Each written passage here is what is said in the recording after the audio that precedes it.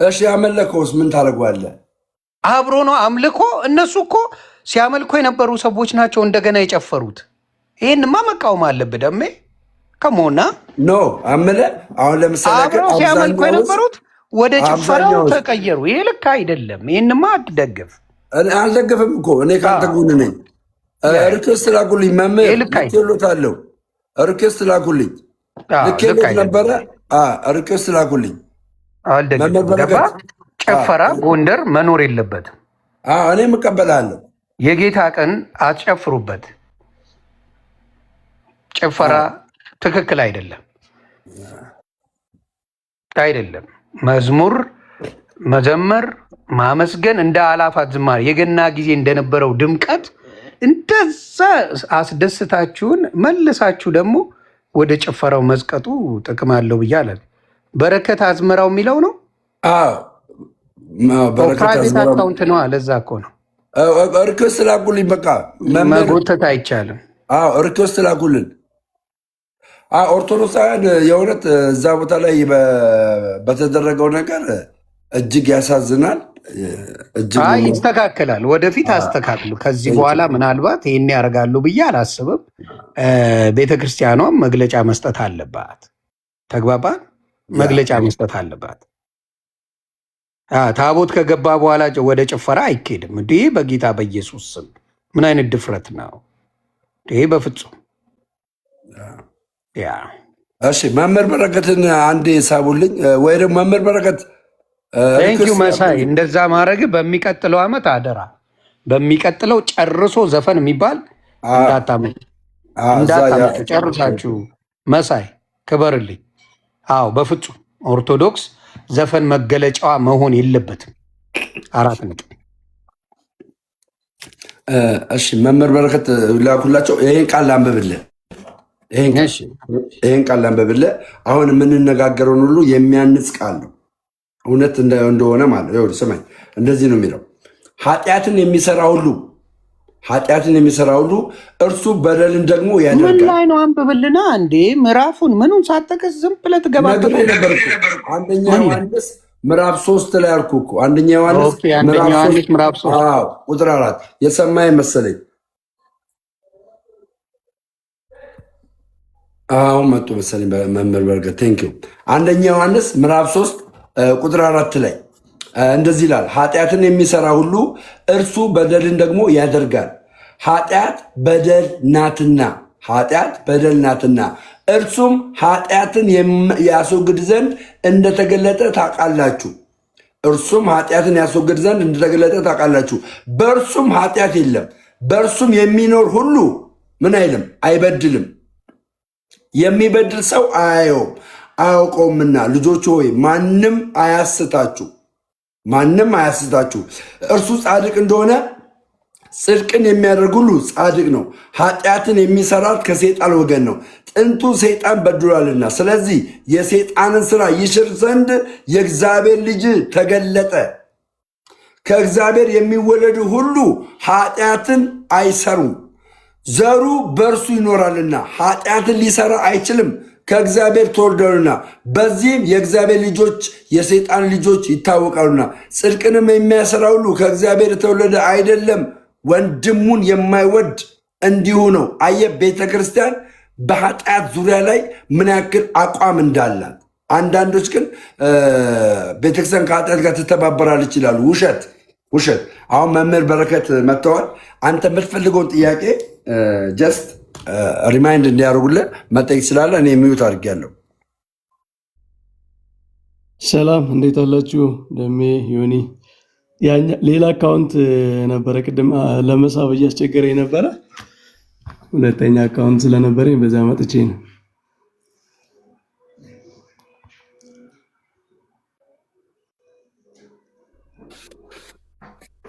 ሰላም ዮኒ፣ ሰላም ብያለሁ። ይሰማል? ዮኒ ያለክ ሰላም። ያ የምታስባ ነገሮችን መጠየቅ ትችላለህ። አሁን መልካም። እኔ ያለኝ ትልቁ ጥያቄ ስለ አድኖን በተመለከተ በጣም በጣም ኃይለኛ ጥያቄ አለኝ። ምክንያቱም ሰው ከየትም እየገዛ ቤቱ እየለጠፈ ያድነኛል እያለ ስዕል ፊት የሚሰግደው ነገር መጽሐፍ ቅዱሳዊ ነው ብዬ አላምንም። እና ከሆነም ደግሞ አይ መጽሐፍ ቅዱስ ላይ ለስዕል የሚሰግዱ እነዛ ስዕሎች የተሳሉት ለዚህ ስዕል ለዚህ ስዕል ለዚህ ስዕል ይሰገድ የተባለው ነገር ከየት እንደመጣ መጽሐፍ ቅዱስ እያጣቀሱ ቢነግሩኝ ደስ ይለኛል። ተባረኩ።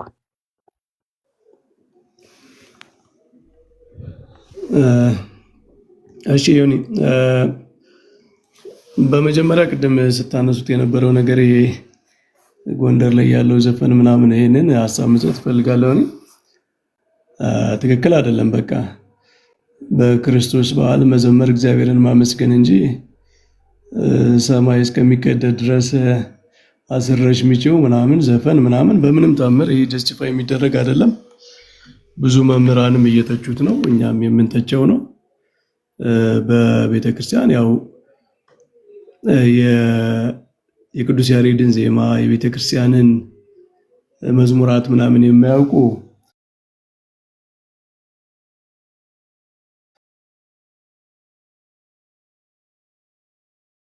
ያሬድ ሳይማር ያመስግን አይባልም፣ ግን በሚችለው እግዚአብሔርን ያመሰግናል።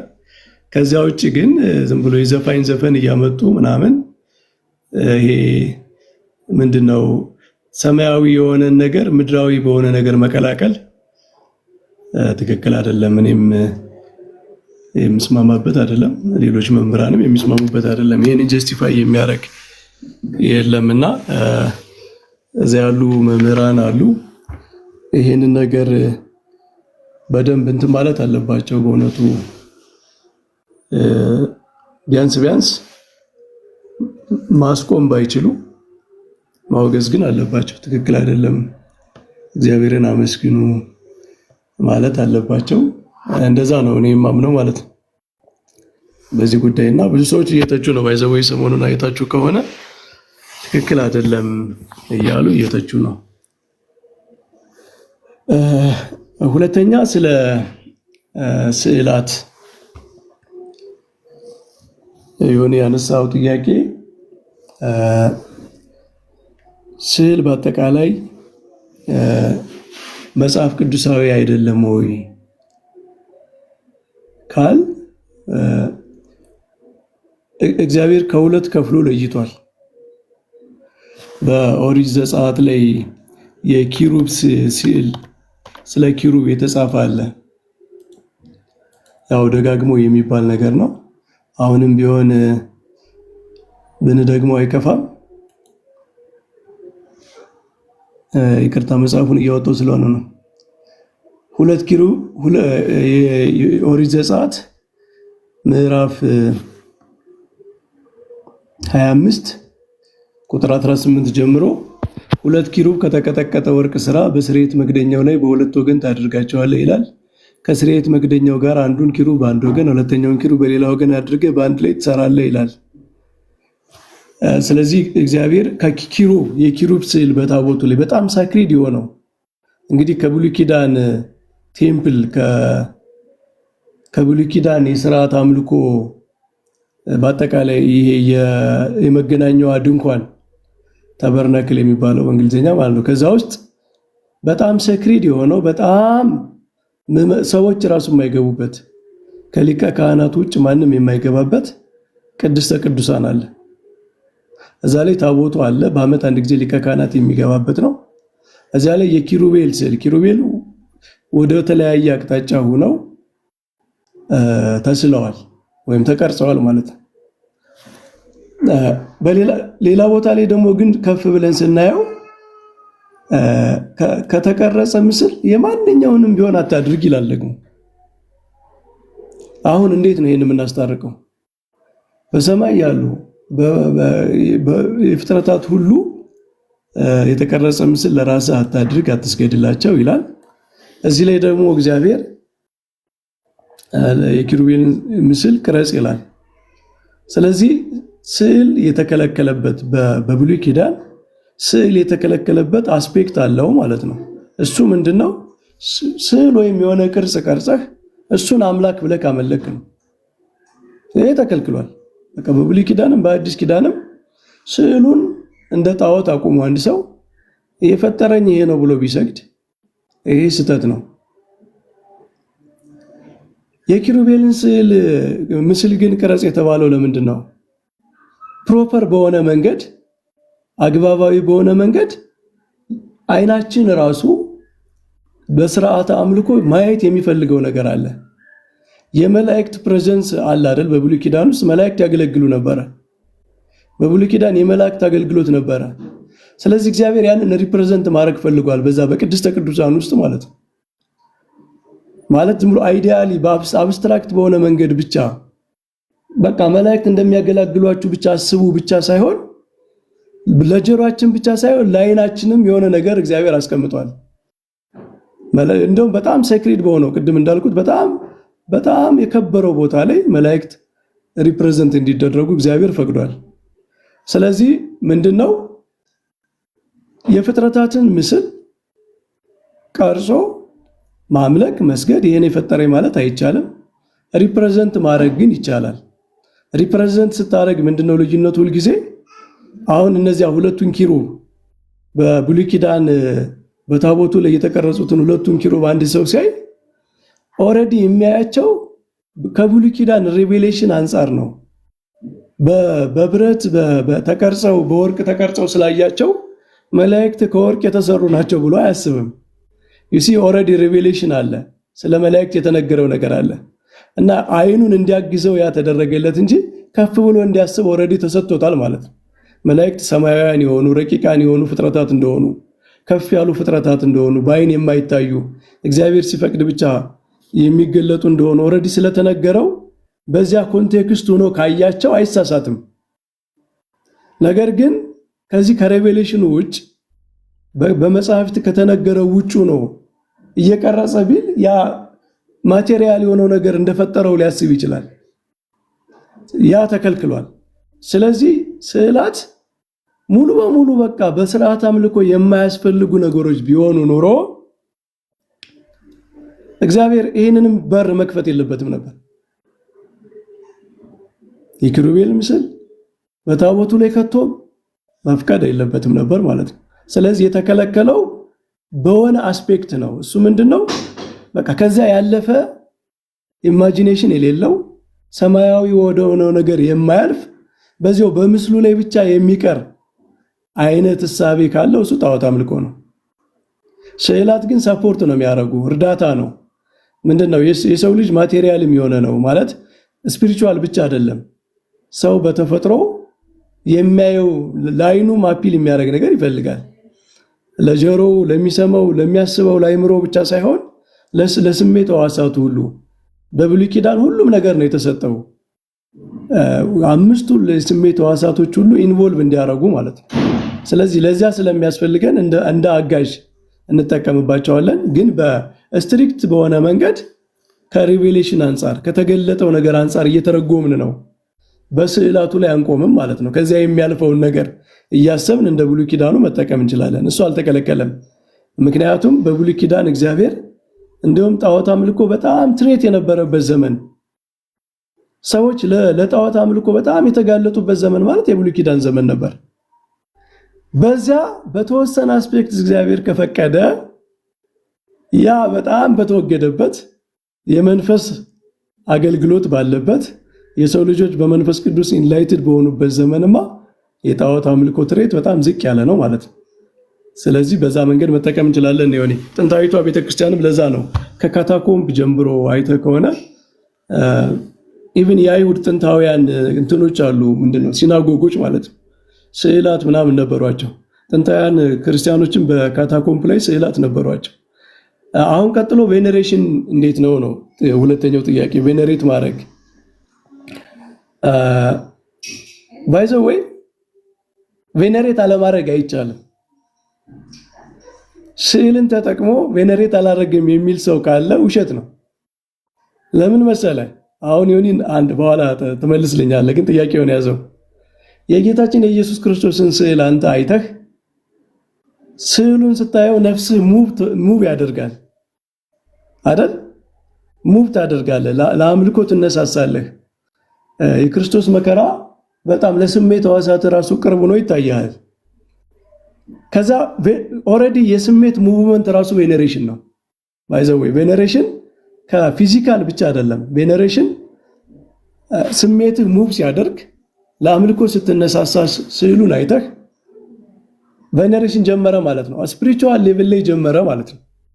ፊዚካል የሆነው ነገር የዛ ስፒሪቹዋል ሌቭል ላይ ያለው ነገር መገለጫ ነው። አሁን እኔ አንዳንድ ሰዎች በጣም ኮንትራዲክት የሚያደርግ ነገር የሚናገሩ አይ ስዕል እኮ ችግር የለም ቢኖር ያው የክርስቶስን መከራውን ምናምን ያሳስበናል፣ የወንጌልን ነገር ሰዎች እንዲያዩት በአይናቸው አይተው እንዲረዱት ፐርሲቭ እንዲያደርጉ ምንድነው የቪዥዋላይዜሽን እንዲኖር ያደርጋል። ግን ቬነሬት ማድረጉ ነው ችግር አሉ ይላሉ። ግን እሺ ያንን አይተው ነፍሳቸው ሙቭ ስታደርግ ምንጊዜም ሃይማኖትን ስዕል እዚህ ላይ ብናይ አቡነ ተክለ ሃይማኖት አሁን በሰማይ ባሉበት ክብር እያሰብን እንጂ ቬነሬት የምናደርግ በስዕሉ ላይ በተገለጸው ደረጃ ላይ ብቻ አይደለም፣ ከዚያ ያልፋል ማለት ነው። የክርስቶስንም የሌሎችንም ብናይ በስዕሉ ላይ የሚያልቅ በዛ የሚወሰን እንትን አይደለም። ስዕሉ ሳፖርት ነው የሚያደርግ ለቪዥዋላይዜሽን ሳፖርት እንጂ ሳፖርት ነው። ምክንያቱም የሰው ልጅ ቅድም እንዳልነው ስፒሪት ብቻ አይደለም ማቴሪያል የሆነ ሴንስ ያለውም ስለሆነ ደግሞ በስርዓት አምልኮ ሁሉም ሴንስ ኢንቮልቭ ማድረግ አለበት። ይሄ ፕላቶኒዝም እንዳይሆን ማቴሪያል የሆነውን ነገር ተፈጥሮ ሆኖ መካድ እንዳይሆን ስፒሪት ራስን ስፒሪት ብቻ አድርጎ የማሰብ እንዳይሆን ሰፖርት ነው የሚያደርጉት እንጂ ከዛ ያለፈ ሪያሊቲ ነው። ግን ዮኒ መልሽ ይልከዋል በተወሰነ መልኩ አዎ። እኔ አሁን ለምሳሌ ምንድነው ስዕለ አድኖ ነው ከነስሙ ስዕለ አድኖ ማለት ስዕል ያድናል ማለት ነው።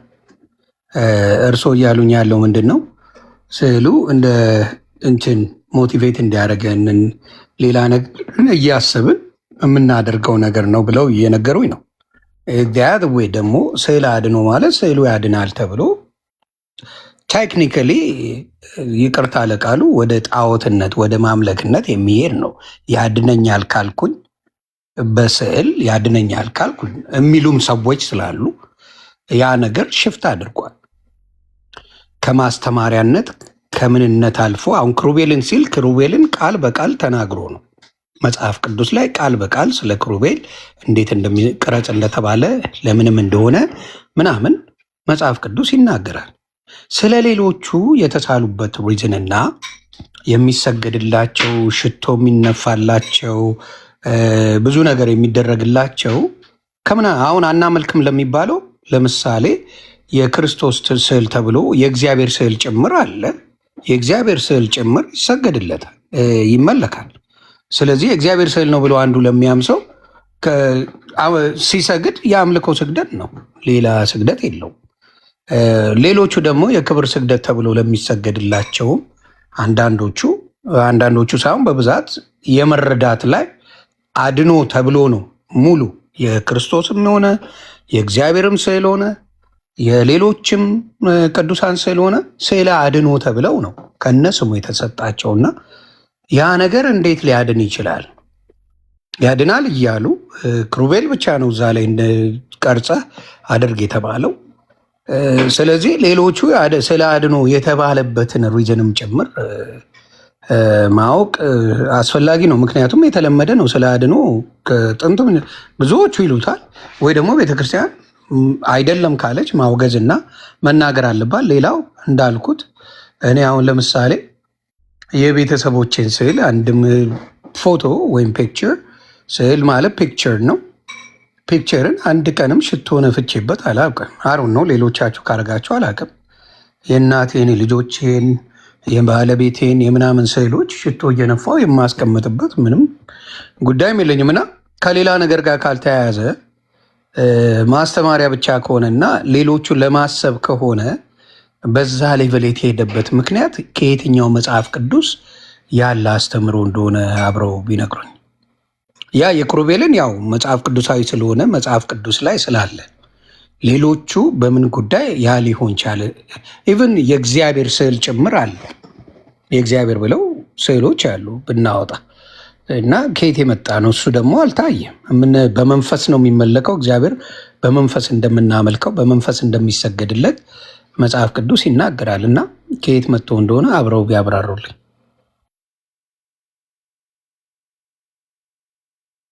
እሺ ዮኒ፣ በመጀመሪያ በብሉይ ኪዳን በአዲስ ኪዳን ግን አሁን የብዙ ቅዱሳንን ስዕል እንስላለን ከምን የመጣ ነው የሚለው እንግዲህ ቴዎሎጂካል እንትን ባይዘወይ ምንድነው መጽሐፍ ቅዱስ የሆነ ምንጭ ነው የሚሆነው ማለት ለቴዎሎጂ ለአንድ ቴዎሎጂካል ፐርስፔክቲቭ አንድ ነገር ምንጭ የሆነና ከዛ ግን ዲቨሎፕ ያደርጋል። ለምሳሌ በብሉይ ኪዳን ኪሩቤል ብቻ ናቸው ሪፕሬዘንት የተደረጉት አል ሄቨንሊ ሪያሊቲው በብሉይ ኪዳን የሚገልጠው እሱን ነው። ምክንያቱም የሰው ልጅ በዛ ደረጃ በመላእክት ደረጃ ከእግዚአብሔር ጋር ህብረት የነበረበት ዘመን አልነበረም። በብሉይ ኪዳን እግዚአብሔርና መላእክት አንድ ወገን ናቸው፣ ሰማያውያን ናቸው። የሰው ልጅ ደግሞ እንደምታውቀው በጣም ታላላቁ ቅዱሳን ሳይቀሩ ጻድቃን የነበሩትና አብርሃም ምናምን ሳይቀሩ እነሱ በእግዚአብሔር ረድኤትን ቢጠበቁ በሲኦል ውስጥ የነበሩበት ዘመን ነው። ስለዚህ የእግዚአብሔርን ክብር በሚገልጠው ሰማያዊ ነገር ውስጥ የሰው ልጆች ሪፕሬዘንት አልተደረጉም። ኦልሬዲ ሰማያዊው ህብረት በመላእክት ደረጃ ያለ ስለነበረ ማለት ነው። አሁን ግን በአዲስ ኪዳን የተቀየረ ነገር አለ። የሰው ልጆች ኦልሞስት በመላእክት ደረጃ ከእግዚአብሔር ጋር ህብረት ጀምረዋል በአዲስ ኪዳን በክርስቶስ ማዳን ምክንያት ማለት ነው። ለምሳሌ ዕብራውያን 13 ላይ ያለውን ብናይ አንዴ ላነበው እያወጣሁ ነው።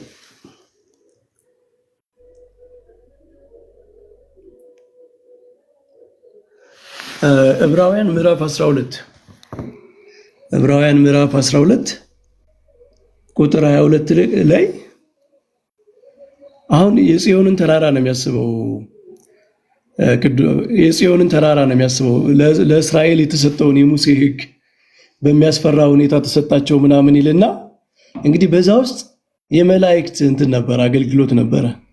የኪሩቤሉም መቀረጽ የሚያመለክተው ያን የመላእክት አገልግሎት ነው በብሉይ ኪዳን ማለት ነው። አሁን ግን ይላል ቅዱስ ጳውሎስ የተቀየረውን ነገር አስተውሉ። አሁን ግን ነገር ማነው ቁጥር 22 ላይ ነገር ግን ወደ ጽዮን ተራራና ወደ ሕያው እግዚአብሔር ከተማ ደርሳቸዋል፣ ወደ ሰማያዊት ኢየሩሳሌም በደስታ ወደ ተሰበሰቡ አእላፍ መላእክት። ይሁን ጽዮን ተራራ ላይ መላእክት ነበሩ። እስከዚህ ድረስ የተቀየረ ነገር የለም። ከዛ ግን ምን ይላል? በሰማይ ወደ ተጻፉት ወደ በኩራት ማህበር የሁሉ ዳኛ ወደሚሆን ወደ እግዚአብሔር ፍጹማን ወደሆኑ ወደ ጻድቃን መንፈሶች የአዲስ ኪዳን መካከለኛ ወደሚሆን ወደ ኢየሱስ ከአቤል ደም ይልቅ የሚሻለውን ወደሚናገር ወደ መርጨት ደም ደርሳቸዋል ይላል። አሁን ይሁን እዚህ ጋር አስተውል። የጽዮን ተራራ በፊት በእስራኤል ዘንድ እግዚአብሔርና መላእክት በአንድ ወገኑ ነው። ወደ ሰው ልጆች ያለው አገልግሎት እንደዛ ነው፣ በመላእክት በኩል በእግዚአብሔር በኩል። አሁን ግን ቅዱስ ጳውሎስ የደረስንበት ሌላ ሪያሊቲ እንዳለ ይነግረናል። የተቀየረ ነገር አለ። ምን ጨመረ? ወደ ጽዮን ተራራ፣ ወደ እግዚአብሔር ከተማ፣ ወደ ሰማያዊት ኢየሩሳሌም፣ ወደ አእላፍ መላእክት ብሎ አላቆመም። ወደ በኩራት ማህበር ሰዎች ናቸው። እነዚህ ቅዱሳን ናቸው። በክርስቶስ ማዳን እንደ መላእክት በእግዚአብሔር ዘንድ ያሉ የሁሉ ዳኛ ወደሚሆን ወደ እግዚአብሔር ወደ ጻድቃን መንፈሶች ይላል። በብሉይ ኪዳን እንደዚህ ብለህ መናገር አትችልም። በአዲስ ኪዳን ግን ይሄ ተቀይሯል። ስለዚህ በብሉይ ኪዳን ዘመን የሰዎች የቅዱሳን ተሳትፎ በመላእክት ደረጃ ስላልነበረ በዛ ደረጃ አልተገለጠም ነበር በብሉይ ኪዳን። በአዲስ ኪዳን ግን የተቀየረ ሪያሊቲ አለ። ሰዎች እንደ መላእክት በእግዚአብሔር በጽዮን ተራራ በኢየሩሳሌም ሰማያዊት ከመላእክት ጋር እግዚአብሔርን የሚያገለግሉ ስለሆኑ አሁን እነሱን ሪፕሬዘንት እናደርጋለን ማለት ነው። እግዚአብሔር መቼ ታይቶ ነው ላልከው፣ እግዚአብሔር በባህሪው በመለኮቱ ነው እንጂ ታይቶ የማይታወቀው ራሱን ያሳየበት መንገድ አለ እና እኛ በስዕል ሪፕሬዘንት የምናደርገው መለኮቱን አይደለም ማለት ኢሰንስ የእግዚአብሔር ኢሰንሱ መለኮቱ አይታይም፣ ማየትም አይቻልም፣ ሪፕሬዘንት ማድረግም አይቻልም። ግን እግዚአብሔር በመለኮቱ ስለማይታይ የማይታይ ስለሆነ ምንም ሳይታይ አይደለም የኖረው፣ ራሱን ለሰዎች በሚገባው መንገድ ገልጿል። ለምሳሌ በትንቢተ ዳንኤል ምዕራፍ 7 ላይ ትንቢተ ዳንኤል ምዕራፍ 7 ቁጥር 13 ላይ ስታነብ በሌሊት ራእይ ያየው ይላል ዳንኤል። እነሆም የሰው ልጅ የሚመስል ከሰማይ ደመና ጋር መጣ ይላል። በዘመናት ወደ ሸመገለውም ደረሰ፣ ወደፊቱም አቀረቡት። እዚህ ጋር ሁለት ታያለህ። አንደኛ የሰው ልጅ የሚመስል ከሰማይ ደመና መጣ ይላል። ከዛ በዘመናት ወደ ሸመገለውም አደረሱት ይላል። ወደፊቱም አቀረቡት ይላል። አየያ የዘመናት የተሸመገለው የተባለው አብ ነው እና ለሰዎች በሽማግሌ መልክ በራእዩ ታይቷል ማለት ነው። ወደፊቱም አቀረቡት ይላል። የማይታይ የሆነ ነገር እንደሆነ እንዳይመስል ወደፊቱም አቀረቡት ይላል። ሁለተኛ ለአብርሃም የተገለጡት ሥላሴ እንደተገለጡ በቤተክርስቲያናችን ትርጓሜ አለ። ይሄ ባይዘው በክርስትናው ዓለም ሁለት ዲቪዥን አለ። ለአብርሃም የተገለጠው እግዚአብሔርና ሁለት መላእክት ናቸው ወይስ ሥላሴ ናቸው የሚልኛ የሶሪያ ምናምን የተወሰኑ አብያተ ክርስቲያናት የምንቀበለው ትርጓሜ ሥላሴ ናቸው የተገለጡት ለአብርሃም የሚል ስለሆነ እሱም አለ። ስለዚህ እግዚአብሔር ለሰው እንደሚገባ ራሱን የገለጠበት መንገድ አለ፣ በመለኮቱ ባይገለጥም ማለት ነው። በትንቢተ ኢሳይያስም ላይ እንደዚሁ እግዚአብሔርን በረጅም ተራራ አየሁት ይላል። ትንቢተ ኢሳይያስ ምዕራፍ 6 ላይ ማለት ነው። እግዚአብሔርን በረጅምና ከፍ ባለ ዙፋን ላይ ተቀምጦ አየሁት ይላል። እግዚአብሔር እንዴት ይታያል ልትለው አትችልም። ኢሳይያስን ያየውን አይቷል። እግዚአብሔር ኢሳይያስ እንዲያየው በሚፈልገው መንገድ ገልጾለታል። እንደውም የልብሱ ዘርፍ መቅደሱን ሞልቶ ነበር ይላል። አሁን እግዚአብሔር ልብስ ይለብሳል እንዴ? ማለት እንደዚህ እኛ እንደምናስበው አይነት ልብስ አይደለም። ግን ለኢሳይያስ እግዚአብሔር ራሱን የገለጠበት መንገድ ነው። ስለዚህ እኛ እግዚአብሔር ለሰዎች ራሱን በሰው አምሳል ለሰዎች ስለገለጠ እንጂ የእግዚአብሔርን ኢሰንሱን መለኮቱን የማይታይ ነው የማይገለጥ ነው። እና እነዚህ የብሉይ ኪዳን መገለጦች አሉ ለማለት ነው። ይሁን ስዕለ አድኖ ያልከው ደግሞ ኮመንት አታጥፋ ደሜ፣ ሰው ሀሳብ ይስጥበት እንጂ ምን ችግር አለው?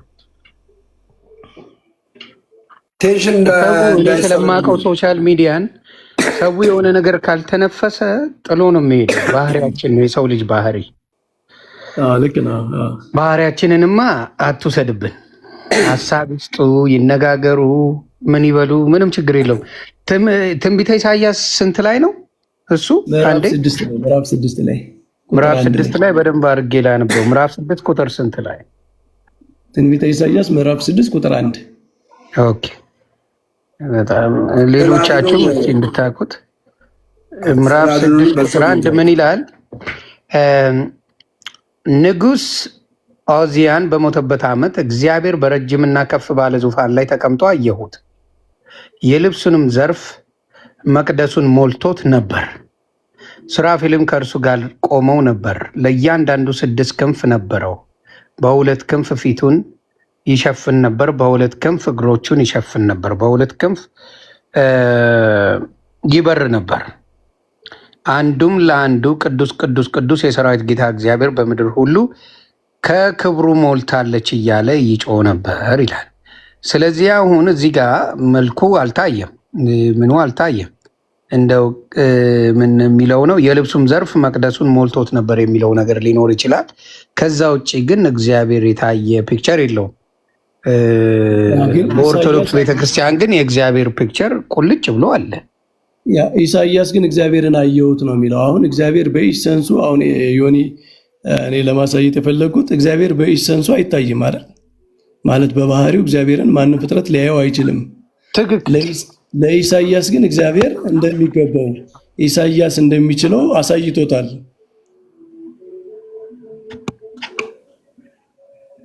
እና እኛም አሁን በእግዚአብሔርን ስንስል ኢሰንሱ የእግዚአብሔር ባህሪው በዚህ መንገድ ነው የሚገለጥ እያልን ሳይሆን ለነቢያት ባሳየበት መንገድ ነው። አሁን የልብሱ ዘርፍ መቅደሱን ሞልቶት ነበር ሲል ከሰው ውጭ ምን ምስል ልትስል ትችላለህ? ልብስ የሚለብስ እግዚአብሔር በሰው መልክ ነው ራሱን የገለጠው ማለት ነው።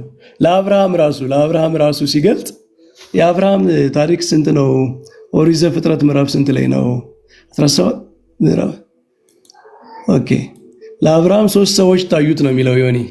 ከዚያ ውስጥ ግን አንዱ እግዚአብሔር እንደሆነ እርግጠኛ ነው። ግን መጽሐፉ የሚለው ለአብርሃም 3 ሰዎች ታዩት ነው የሚለው። ስለዚህ ምዕራፍ 18 ላይ እሺ፣ ኦሪት ዘፍጥረት ምዕራፍ 18 ላይ ቁጥር 1 ላይ በቀትርም ጊዜ እርሱ በድንኳኑ ደጆች ተቀምጦ ሳለ እግዚአብሔር በመምሬ የአድባር ዛፍ ተገለጠለት ነው የሚለው። እግዚአብሔር ነው የተገለጠለት። ዓይኑንም አነሳና እነሆ 3 ሰዎች በፊቱ ቆመው አየ ነው የሚለው ዮኒ።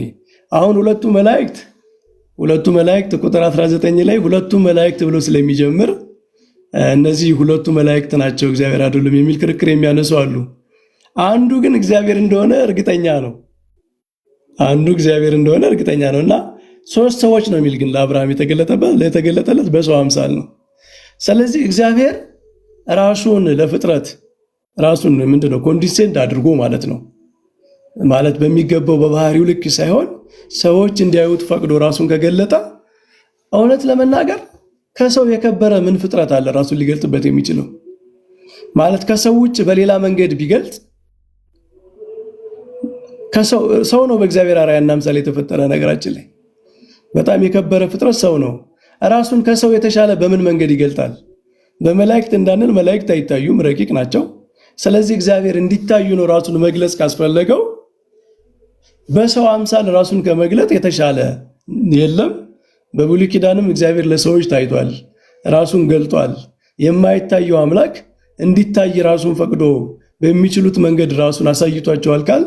ያሳያቸው በሰው መልክ እንደሆኑ የአብርሃምም ታሪክ የራእይ ላይ ያለውም ሁሉም ያንን ነው የሚያሳዩት።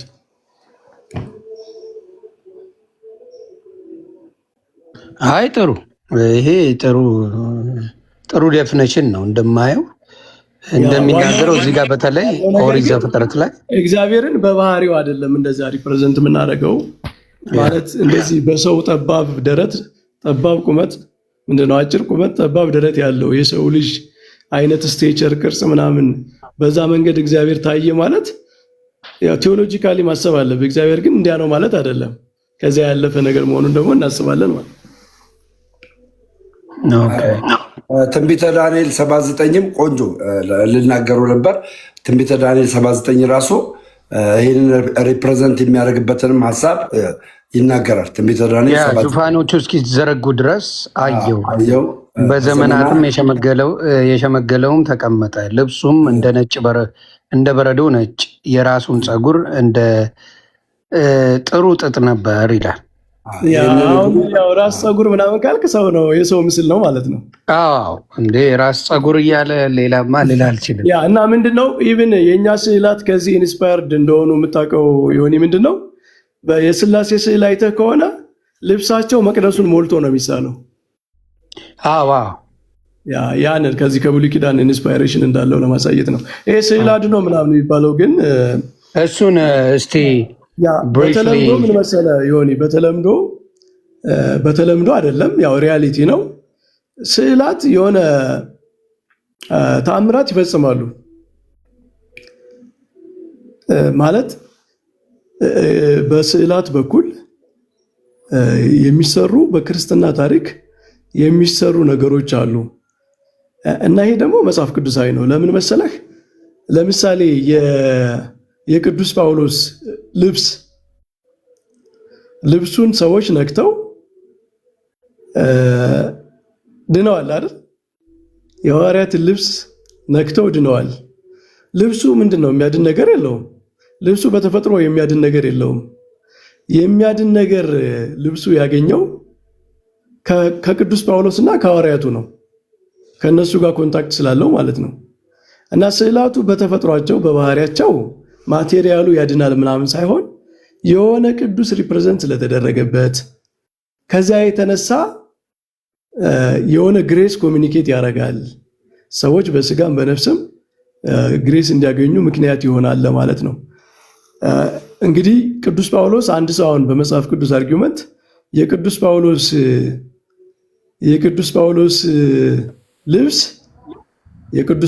ልብስ የሆነ ግሬስ ኮሚኒኬት አድርጎ ሰዎችን ካዳነ የቅዱስ ጳውሎስ ስዕል ያንን ሊያደርግ አይችልም የሚልበት ምንም ቴዎሎጂካል ግራውንድ አይኖርም። ምክንያቱም ሁሉም ከቅዱስ ጳውሎስ ጋር በሆነ ነገር ይገናኛሉ። ስዕሉ የቅዱስ ጳውሎስን ሕይወት ይገልጣል። ልብሱ የቅዱስ ጳውሎስን የሸፈነ ነው፣ ለቅዱስ ጳውሎስ ያገለገለ ነው እና ከዚያ የተነሳ በክርስትና ታሪክ ስዕላት ሪፕሬዘንት ከሚያደርጋቸው አካል ከቅዱሳንም ከእግዚአብሔርም ጸጋ ኮሚኒኬት ያደርጋሉ። ከተፈጥሯቸው ከባህሪያቸው የተነሳ ሳይሆን ሪፕሬዘንት ከተደረገባቸው ነገር የተነሳ እና ይሄ ደግሞ ፕራክቲካሊ የሚታይ ነው። ዮኒ አንድ እንትን እጋብዛለሁ ሌላ ጊዜ የምታየው ማለት ነው። በእመቤታችን ስዕል በተአምር ማለት ነው ኤቲስት የነበረ አውስትራሊያዊ ኤቲስት የነበረ እግዚአብሔርን የማያምን አንድ አሁን በግብፅ በረሃ ውስጥ እንትን ነው መነኩሴ ነው። አስበው እንግዲህ ኤቲስት የነበረ ምዕራብ ዓለም ውስጥ የነበረ አንድ ኤቲስት ግብፅ በረሃ ውስጥ መነኩሴ ወደ መሆን መቀየር ማለት ነው። እና የዚህ ሰውዬ ታሪክ እንትኑን ዩቲዩብ ሊንኩን በጣም በተከታታይ ያለ ሊንክ አለ፣ እሱን ማየት ትችላላችሁ። ዮኒንም በውስጥ ልክላለሁ። አንድ የኦርቶዶክስ ቤተክርስቲያን ገዳም ውስጥ ይሄድና ዝም ብሎ ለጉብኝት ነው የሄደው፣ ለማየት ማለት ነው። የእመቤታችን ስዕል ያያል። የእመቤታችን ስዕል ሲያይ በጣም ሙቭድ ይሆናል። እናቱን ይወድ ስለነበረ ሙቭድ ይሆናል፣ በጣም በነፍሱ ሙቭድ ይሆናል። ከዛ ማልቀስ ይጀምራል፣ እናቱ ትዝ ብለው ማለት ነው። ከዛ ከስዕሏ እኔ እናት ሆናለሁ የሚል ድምፅ ሰማው ነው የሚለው። ኤቲስት ነው እንግዲህ አሁን ይሄ ምንም እግዚአብሔርን የማያምን ማለት ነው። ከዛ በኋላ ሌላ ሰው ካለ እያወራኝ ካለ አሁን የሃያኛው ክፍለ ዘመን ታሪክ ነው የምነግርህ፣ አሁን በህይወት ያሉ ሰዎች የሚናገሩት ማለት ነው። ከዛ ሰው ሌላ ሰው የሚያወራለ እንዴ ብዬ ዙሬ ያየው የሚያወራ ሰው የለም። አሁንም መልሼ እንደዚሁ እያለቀስኩ ጸልይ፣ አሁንም እንደዛ የሚል ድምፅ ሰማሁ አለ እና የሰማሁት ድምፅ ኢትወሶ ስዊት በጣም በጣም ፍቅር የተሞላ በጣም እስከ ነፍስ የሚደርስ ጣዕም ያለው ደስታ ያለው ድምፅ ስለነበረ እስካሁን ድረስ በህይወቴ ዘመን ሁሉ አልረሳውም፣ ይከተለኛል ይላል። እና ክርስቲያን ሂስትሪ በአጠቃላይ በዘመናት ታሪክ በስዕላት በኩል ግሬስ ኮሚኒኬት ይደረጋል። ይሄ ደግሞ መጽሐፍ ቅዱሳዊ ነው። ለምን? ቅዱሳን ከነሱ ጋር በተያያዘ መንገድ ሁሉ ሰፖርት ያደርጋሉ። የጌታችን በልብሱ በኩል ሐዋርያት በልብሳቸው በኩል ግሬስ ኮሚኒኬት ካደረጉ በስዕል እኮ ከፍ ያለ ነገር ነው። ከልብስ የሚበልጥ ነገር ነው። ከልብስ የሚበልጥ እንደውም የዚያን ቅዱስ ህይወት ሪፕሬዘንት የሚያደርግ ነው። ስለዚህ እንደዚህ አይነት በስዕላት የሚሰሩ ተአምራት ስላሉ እነሱን ለማሳየት ነው ስዕል አድኖ የሚባል እንጂ ዞሮ ዞሮ ግን ስዕላቱ አሁንም ቅድም እንዳልነው ሪፕሬዘንት የሚያደርጉት ከዚያ ያለፈ ነገር ነው ብለናል። በእመቤታችን ስዕል ምክንያት አንድ ሰው የሆነ ነገር የሆነ ከህመሙ ቢድን ወይ ተአምር ቢደረግለት ስዕሉ አደረገልኝ ሊል ይችላል። ንግግር ነው ግን ለእመቤታችን ነው። የሆነ ማቴሪያሉ ምናምን አደረገልኝ ማለት አይደለም። እመቤታችን በምልጃዋ ይህንን አደረገችልኝ ለማለት ነው። እና ስዕል አድኖ በዛ ደረጃ ነው የሚነገረው። ይሄ ሽቶ ማድረግ ምናምን እንደዚህ የሚደረጉ ፕራክቲሶች ሰዎች የሆነ ዲቮሽን ለመግለጽ የሚያደርጓቸው ናቸው። መብራት ይደረጋል ባይዘወይ በስዕላት መብራት ምናምን ይበራል። ሪፕሬዘንት የሚያደርገው ግን ይሄ ጣዖት አምልኮ ምናምን እንደዚህ ሰዎች ደጋግመው ስላወሩት ያንን ምስል ይሰጡታል ምናምን እንጂ የቅዱሳን ህይወት ሪፕሬዘንት የተደረገበት ነገር ነው። ለምሳሌ መብራት ለምሳሌ ለምንድን ነው በቅዱሳን ስዕላት ፊት የምናበረው? የዓለም ብርሃን ናችሁ ተብለዋል። የዓለም ብርሃን ናችሁ ብቻ ሳይሆን ህይወታቸው እንደ ሻማ እየቀለጠ ለእግዚአብሔር መስዋዕት አድርገው የሰጡ ናቸው ህይወታቸውን። ስለዚህ ያንን የቅዱሳንን ህይወት ሪፕሬዘንት ለማድረግ ነው። ይሄ መልካም መዓዛ ያለው ሽቶ ምናምንም ቅዱስ ጳውሎስ እናንተ የክርስቶስ መዓዛ ናችሁ ይላል። እና የቅዱሳን ህይወት መዓዛ ነው፣ መልካም መዓዛ ነው ማለት የሰው መጥፎ ህይወት መጥፎ መዓዛ እንደሚሆነው ሁሉ የቅዱሳን ሕይወት መልካም መዓዛ ነው፣ ደስ የሚል መዓዛ። ደግሞ በተፈጥሮ የሆነ ቦታ ላይ አይቆምም፣ ምንድን ነው ይበተናል። እና የቅዱሳን ሕይወት ብዙ ቦታ ላይ የሚደርስ ዝናቸው፣ ታሪካቸው ብዙ ቦታ ላይ የሚደርስ የክርስቶስን መዓዛ የሚያሳዩ ናቸው። ይህንን ሪፐርዘንት ለማድረግ ነው ቤተክርስቲያን ውስጥ የሚደረግ እንጂ የሆነ በጣዖት አምልኮ ደረጃ በዛ ደረጃ በሚታሰብ መንገድ አይደለም። ቅዱሳን በሕይወታቸው መልካም መዓዛ ያላቸው ናቸው። ሕይወታቸው መልካም መዓዛ ነው። ሕይወታቸው ብርሃን ነው።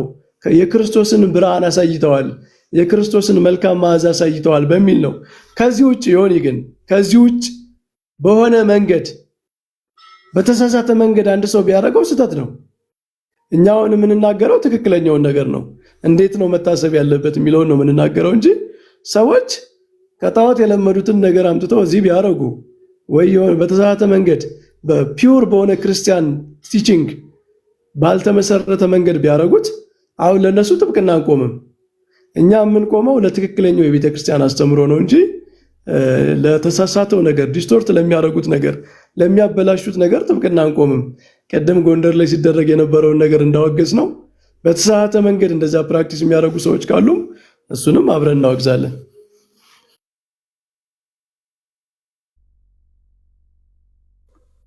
እዚህ ስዕለ አድኖ ላይ በሚለው ላይ አንድ ግልጽ ነገር እንዲያስቀምጡለት ነው። እርስዎ እርግጥ ተናግረዋል። ግን ስዕለ አድኖ ሲል ለእኛ ስዕላት የዘላለም ሕይወት እንዳልሰጡም በዛው እንዲናገሩና የአምልኮ ስግደትም ስዕላት የአምልኮ ስግደትም እንደማይገባቸው በዛው እንዲነግሩት ይሁን መምህር። ይሄ አድኖ ምናምን የሚባለው ማዳን እንግዲህ በመጽሐፍ ቅዱስ ብዙ ትርጉም ነው ያለው። አንድ ሰው ለምሳሌ የአይኑን አሞት ስዕሉን በእምነት ዳስቶ ምናምን ድንግል ማርያም እባክሽ አድኝኝ ብሎ ቢድን ድነት ነው የሚባለው። ማለት የስጋ ድነትም አለ፣ ፈውስም አለ። አይምሮውን ያመመው ሰው ይኖራል፣ ብዙ ነገር አለ። ግን ይሄ የዘላለም ሕይወት የሚባለው መዳን ሰው በክርስቶስ ሳያምን የሚያገኘው አይደለም። ማለት ስዕላትን ሰግደህ በክርስቶስ ሳታምን ትድናለህ የሚል ትምህርት ቤተክርስቲያን ውስጥ የለም። እንደዚህ አይነት ትምህርት ካለ አብረን ነው የምናወግዘው። ዮኒ አንተ እንደምታወግዘው እንደምትቃወመው እኛም ነው የምንቃወመው። ሰው በክርስቶስ አምኖ በማዳን ስራው አምኖ ተጠምቆ የክርስቶስን ስጋና ደም ተቀብሎ ነው እንጂ የሚድነው ስዕል ቬኔሬት ስላደረገ ይድናል የሚል ትምህርት የለም።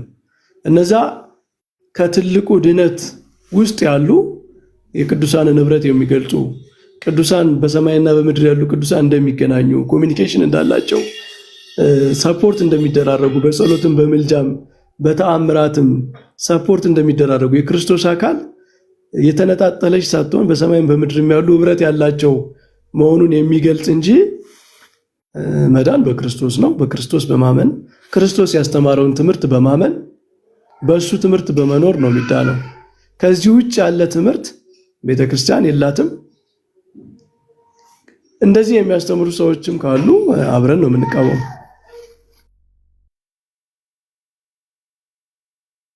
የኔ አሁን ትልቅ ጥያቄ ይዤ ልመጣ ነው እዚህ ጋር። ትልቁ ጥያቄ ምንድን ነው? ሌሎችን ማንንም ሳልከተል ማን ነው መላእክት በመላእክትነታቸው እግዚአብሔር መልአክ ናቸው ብዬ ሌሎችንም ብዬ በኢየሱስ ክርስቶስ ብቻ ማዳን፣ በኢየሱስ ክርስቶስ ብቻ ዘላለማዊ ሕይወት እሱን ብቻ በማምለክ አብ ወልድ መንፈስ ቅዱስን በማምለክ በእሱ ተጠምቄ መንግስተ ሰማያትን ልወርስ አልችልም? እስቲ ይህን መልሱልኝ። ስዕሎቹ ጋር ምኖቹ ጋር ምኑም ጋር ሳልገባ ኢየሱስ ክርስቶስን የእግዚአብሔርን ልጅ በማምለክ በሱ መዳን በሱ ብቻ አድርጌ ልገባ ብፈልግ አልችልም? እስቲ አስረዱኝ ይሄን። ነገረ ድነት ሁለት አስፔክት አለው። አንደኛ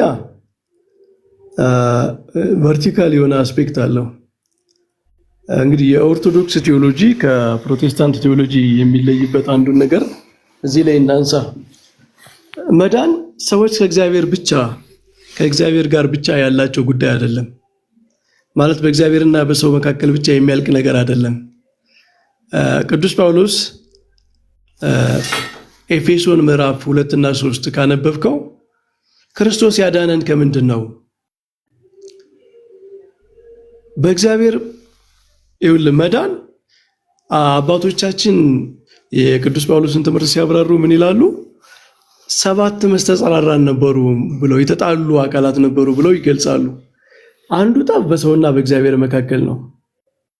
ሌላኛው በሰውና በመላእክት መካከል፣ በሰዎችና በሰዎች መካከል፣ ሕዝብና አሕዛብ ለምሳሌ ተጣልተው ነበር በብሉይ ኪዳን። እስራኤል የሚባል ሕዝብ ነበር፣ አሕዛብ ደግሞ ነበሩ ከእምነት ውጭ የሆኑ። እግዚአብሔር የእስራኤል አምላክ ነበረ። ሌሎቹን አሕዛብ ደግሞ ዝም ብሎ በመግቦት ነበር የሚያኖራቸው። ስለዚህ መዳን ቨርቲካል ብቻ ሳይሆን ሆሪዞንታል አስፔክት አለው። ይሄንን ላብራራው። አንተ በክርስቶስ አምነህ ስትድን ወደ ክርስቶስ አካል ነው የምትጨመረው። ወደ ክርስቶስ አካል ነው የምትጨመረው፣ ወደ ቤተ ክርስቲያን ማለት ነው። ብቻህን አይደለም። ከክርስቶስ ጋር ብቻ ያለ ኮሚኒኬሽን አይደለም። ክርስቶስ ህዝብ ነው የፈጠረው። ክርስቶስ ቤተክርስቲያን የምትባል ህብረት ነው የፈጠረው እና ይቺ ህብረት ደግሞ ሳክራመንታል የሆነ በቅዱስ ቁርባን በጥምቀት አንድነት ያላቸው አንድ አይነት ህይወት ፕራክቲስ የሚያደርጉ የሚረዳዱ፣ አንዱ ለአንዱ የሚጸልይ፣ አንዱ ለአንዱ የፍቅርን ስራ የሚሰራ ህብረት ነው እና መዳን it is not about ምንድነው ያንተና የእግዚአብሔር ጉዳይ ብቻ አይደለም። መዳን ከመላእክትም ጋር ከቅዱሳንም ጋር ያለህን ግንኙነት መስተካከልን ይጨምራል። አሁን ምንድነው ይሄ በቴዎሎጂ ትምህርት ዮኒ ምን ይባላል? ኤክሌሲዮሎጂ ይባላል። ነገረ ቤተክርስቲያን እና ነገረ ቤተክርስቲያንን ከነገረ ክርስቶስ መለየት አይቻልም። ማለት ቤተክርስቲያን እንዲና ያደርገህ ክርስቶስ ብቻ ከክርስቶስ ጋር ብቻ ነው ግንኙነት ያለኝ ማለት አችልም። ምክንያቱም ክርስቶስ እንደዚህ አይነት መዳን አይደለም የሰራው። ክርስቶስ የሰራት ቤተክርስቲያን አለች። ይችን ቤተክርስቲያን ደግሞ አካሉ ብሏታል። ይቺ ቤተክርስቲያን ደግሞ የመላእክት የቅዱሳን ህብረት ነች እና በዚያ ህብረት ውስጥ መኖር አለብህ። ቤተክርስቲያን ያንን ህብረት የምትገልጽበት መንገድ አላት። ለምሳሌ አንዱ ለአንዱ ጸሎት ማቅረብ፣ አንዱ ለአንዱ መጸለይ፣ የፍቅር ትስስር በወንድ አለ ማለት የመዳን ክርስቶስ ሲያድነን ወደ ህብረት ነው የጨመረን፣ ወደ ቅዱሳን ህብረት ነው የጨመረን እና አሁን ዮኒ ያንተ ጥያቄ ክርስቶስ አድኖኛል በቃ ከህብረቱ ውጭ ሆኜ ከክርስቶስ ጋር ብቻ ዲል ላድርግ ካልክ ከክርስትና ትምህርት ጋር አይሄድም። ለምን? ክርስቶስ ራሱ ወደ የት ነው የጨመረህ? ወደ መላእክት ህብረት ነው የጨመረህ፣ ወደ ቅዱሳን ህብረት ነው የጨመረህ። ከዚያ ህብረት ውስጥ ኮሚኒኬት ማድረግ አለብህ፣ ኢንቮልቭ ማድረግ አለብህ። አብረህ በስርዓት አምልኮ ውስጥ መሳተፍ አለብህ። አንዱ ለአንዱ በሚጸልየው ጸሎት ውስጥ መሳተፍ አለብህ። የቅዱሳን መታሰቢያ ምናምን፣ ይሄ በአጠቃላይ ቤተክርስቲያን ውስጥ ያለው ህይወት ያንን ህብረት የሚገልጥ ነው እና ህብረት ውስጥ መጨመር አለብህ። ህብረት ውስጥ ካልተጨመርክ ግን ምንድነው ከክርስቶስ አካል ውስጥ የተገነጠልክ ነው የምትሆነው ማለት ነው። ስለዚህ ከቅዱሳን ህብረት ውጭ ሆኜ በክርስቶስ በማመን ብቻ አድናለሁ የሚለው ክርስቶስ ራሱ የሚያድንህ ወደ ቅዱሳን ህብረት ነው፣ ወደ ቅዱሳን ህብረት ነው የሚጨምርህ። ስለዚህ ሙሉ ነው መዳን በቤተ ክርስቲያን ውስጥ መኖር፣ በቅዱሳን ህብረት ውስጥ መኖር ስለሆነ እንደዚህ አይነት መዳን አልሰራም ነው ዮኒ። ክርስቶስ ራሱ ከቅዱሳን ህብረት ውስጥ የማይጨምር፣ ከመላእክት ህብረት የማይጨምር፣ ከቅዱሳን ጋር ኮሚኒኬት እንዳታረግ አንድ አይነት ህብረት እንዳይኖርህ የማያደርግ ልዩ የሆነ በሱና በአንተ መካከል የሚቀር ድነት አልሰራም እንደዛ እና ያ እንደዛ አይሆንም ነው። በተለይ ደግሞ ለብቻ መሆን ጥሩ ያለ መሆኑ ምንድነው? ስለ ብልቶች አካሉ ስላሉ ብልቶች ራሱ ድፋይን ቢያደርጉለት እጅግ መልካም ነው። አንድ አካል ብልቶች አሉ። አንተ አንዱ ብልት ነህ ዮኒ። አንዱ ብልት ሆነ ብቻዬን ልሁን ብለህ ሌላ አካል መመስረት አትችልም። ሌላ ጥያቄ ካለህም በዛው ጠይቅ። ቅድም ያነሳነውን ጥቅስ በጣም ደጋግማ አንብበው፣ ሌላም ጊዜ በደንብ ራሱ ኮንቴምፕሌት ስታደርግ ዕብራውያን 12 ላይ ያለው የአዲስ ኪዳን መካከለኛ ወደሚሆነው ወደ ኢየሱስ ክርስቶስ ደርሰናል ብቻ አይደለም የሚለው፣ በደስታ ወደ ተሰበሰቡ ቅዱሳን መላእክት፣ ፍጹማን ወደሆኑ ጻድቃን ነፍሶች ነው የሚለው።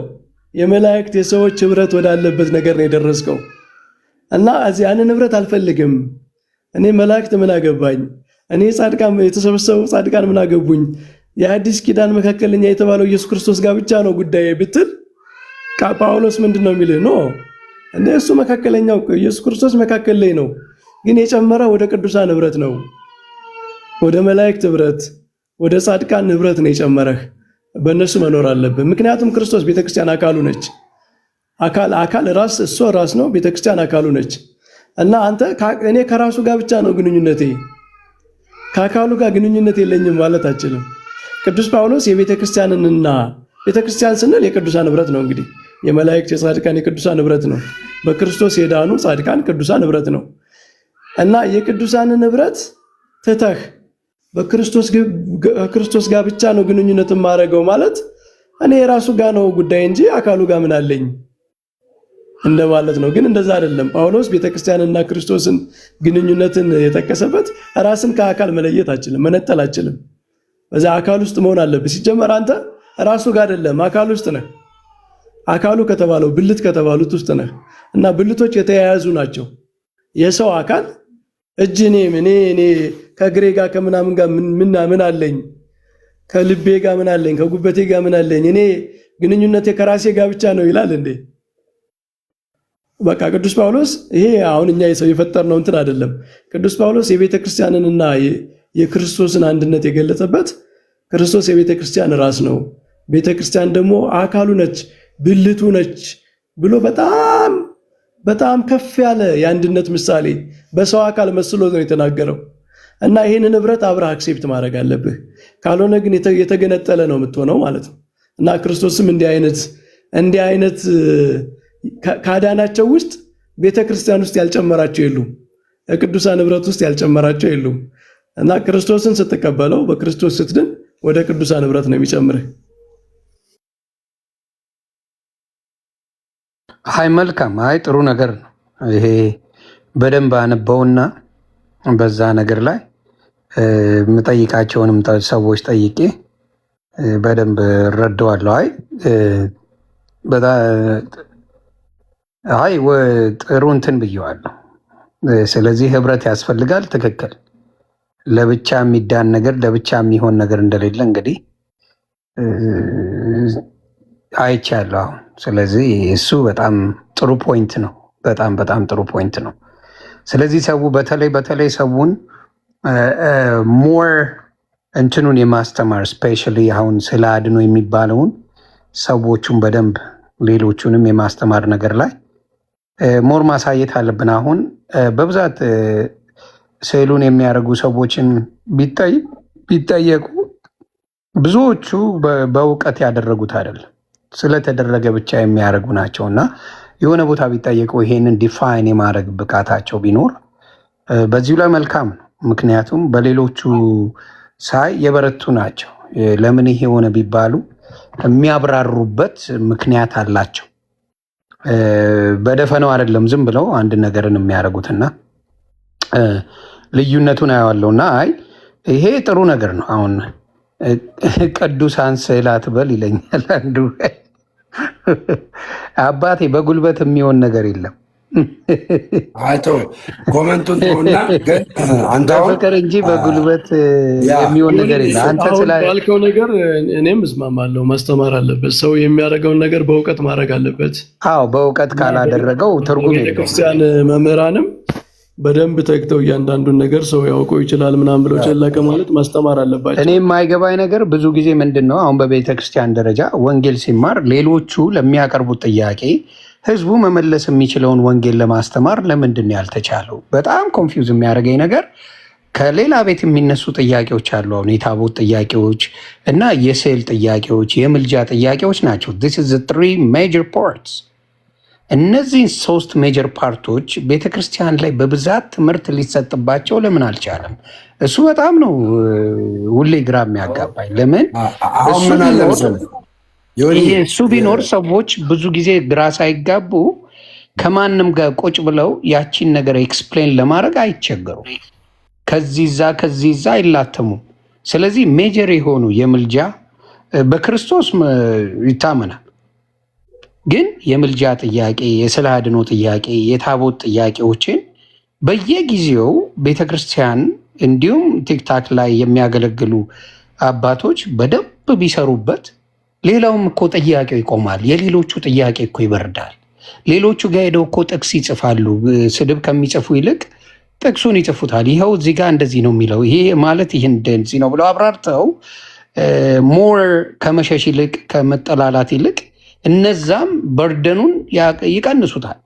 እነዚህ ትምህርቶች ባለመኖራቸው ሶስቱ የምልጃ ጥያቄ፣ የስዕለ አድኖ ጥያቄ እና የታቦት ጥያቄን ሞር ለሰቡ ቢማሩ ደጋግመው በቃ ይሄ ነገር ማንም ሌላው እየመጣ አታውቁም እያለ በየጊዜው ሊቀጠቅጥ አይችልም። እና እሱ ላይ ፎከስ ተደርጎ ቢሰራ ካየሁት እነዚህ ሶስት ሜጀር ነገሮች በኦርቶዶክስ ቢሰራ ውጤታማ ይሆናል ብዬ አስባለሁ። ህዝቡም ደግሞ በቃ ድንጋጤ ውስጥ አይገባም። ሌላው ላይ ያስተምረው ሲለው የሚያውቀውን ስለሆነ ናኔ ላስተምረው ብሎ ኢቭን ኦርቶዶክሳዊ ወንጌላዊ ሌሎቹን የመስበክ ነገሩ ሌሎቹን የማስተማር ነገር ይጀምራል። ልማር ሳይሆን ማስተማሩን ላይ ይጀምራል። እና እነዚህ ላይ ሞር ፎከስ ቢደረግ መልካም ነው ብዬ አስባለሁ። እና ያ ነው ብዙ ጊዜ ጥያቄ አለው፣ የምልጃው ጥያቄ፣ የስዕለ አድኖ ጥያቄ እንዲሁም ደግሞ የታቦት ጥያቄ አለ። ዮኒዬ አሁን ግን አንተ ከጠየቀው ጥያቄዎች ውስጥ አንተ የጠየቃቸው ጥያቄዎች እንዲሁም መምህር በረከት የቤተክርስቲያን የሆኑን አስተምሮ ነግረውካል። ይህንን አክሴፕት አድርገሃል። አሁን የነገሩክን ተቀብለሃል። ስዕለ አድኖ ላይ ለምሳሌ የእንትኑ ጥያቄ ወድጄዋለሁ። ማህበር መኖር አለበት። በአገልግሎት ላይ ለብቻ የምትድነው ነገር የለም። በማህበር መገልገል አለብህ። ተነጥለ የሚመጣ ነገር የለም እና ያ ትክክለኛ ነው። ሌላ አሁን ስለ ስዕል ሲባል እኔ ኤክስፕሌን የማደርገው ያ ስዕል ማስተማሪያ ነው ብዬ ነው የምቀበለው። ማስተማሪያ ነው ስዕል። አንዳንዱ ደግሞ እንዳልኩ ድንበታለሁ ብሎ የሚያምንም አለ። ስፒሪቱ ያድነኛል፣ የስዕሉ ስፒሪት ያድነኛል ብሎ የሚያምናል። እና ከምን አንጻር ነው ሲባል አንዳንዶቹ ሲነግሩኝ እንዳልኩ የጳውሎስ ጨርቅም ያድን ነበር የሚሉ ሰዎች አሉ። እና እኔም ይሄንን ነገር ከምን አይታችሁ ነው፣ ምኑ ላይ ነው የተፖሰተው ፒክቸሩ ብዬ ስል አንዳንዶቹ አሁን እንዳሉኝ መምህር ስለ ሰይፍ የያዘ መልአክ ከፊቴ ቆሞ ነበር ሰው የሚመስል ብሎ ቃል በቃል ትንቢተ ዳንኤል ላይ ይናገራል። እንደዚህ አይነት ነገሮች አሉ። ግን ስፔሲፊክ የተደረገና ሞር ስዕሉ ላይ ፎከስ የተደረገ ነገር ባይሆን በእኔ ምርጫዬ ስዕሉ ላይ ሳይሆን መንፈሱ ላይ እዛ ላይ የሚያርፈው መንፈስ አንድ ነገር እንዳስረሳ ኦርቶዶክስ ተዋሕዶ ቤተክርስቲያን መጽሐፍ ቅዱስን በሶስት መንገድ ታስተምርበታለች። አንደኛ በመጽሐፍ ቅዱስ በቃል ታስተምራለች። ሁለተኛ በምልክት ታስተምራለች፣ በምልክት። ሶስተኛ በስዕላት ታስተምራለች።